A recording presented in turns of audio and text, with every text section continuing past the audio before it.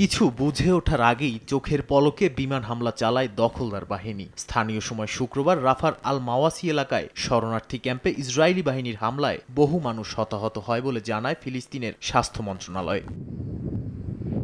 রাফায় বিমান হামলার পাশাপাশি গাজার দক্ষিণাঞ্চলে স্থলাভিযান অব্যাহত রেখেছে নেতানিয়াহু বাহিনী। বেশ কয়েকটি এলাকায় হেঁটে হেঁটে গোলাবর্ষণ করে তারা। এছাড়াও রাফা শহরের কেন্দ্রে একের পর এক আবাসিক ভবন গুঁড়িয়ে দিয়েছে ইসরায়েলি বাহিনী। এ হামলায় এখনও কোনো হতাহতের খবর পাওয়া যায়নি। এদিকে মধ্য গাজায় ইসরায়েলের 2 সেনা নিহতের খবর পাওয়া গেছে। গাজা ইসরায়েলি আগ্রাসনের মধ্যেই কৌশলে নেতানিয়াহু বাহিনীর ওপর হামলা চালিয়ে যাচ্ছে ফিলিস্তিনের স্বাধীনতাকামী সংগঠন হামাস। এ নিয়ে শুক্রবার এক ভিডিও প্রকাশ করে হামাসের মিলিটারি উইং। ভিডিওতে দেখা যায় হামাসের যোদ্ধারা গোপনে কৌশলগতভাবে ইসরায়েলি সেনাদের উপর রকেট ও বন্দুক হামলা চালাচ্ছে।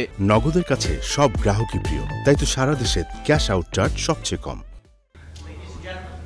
এদিকে লেবানন ইসরায়েল সীমান্তে চলমান পরিস্থিতি নিয়ে উদ্বেগ প্রকাশ করেন জাতিসংঘের মহাসচিব আন্তোনিও গুতেরেস। শুক্রবার এক বিবৃতিতে তিনি বলেন, লেবাননে আরেকটি গাজা যুদ্ধ তিনি দেখতে চান না। যত দ্রুত সম্ভব হিজবুল্লাহ ও ইসরায়েলিদের হামলা পাল্টা হামলা বন্ধ করার আহ্বান জানান তিনি। অন্যদিকে ইসরায়েলকে হুঁশিয়ারি দিয়ে ইরান বলেছে, নিজেদের বাঁচাতেই ইসরায়েলি শাসক যদি কোনো কঠোর সিদ্ধান্ত নেয় তবে এ অঞ্চলে নতুন করে যুদ্ধ শুরু হতে পারে। নাদিম মারজান, সময় সংবাদ।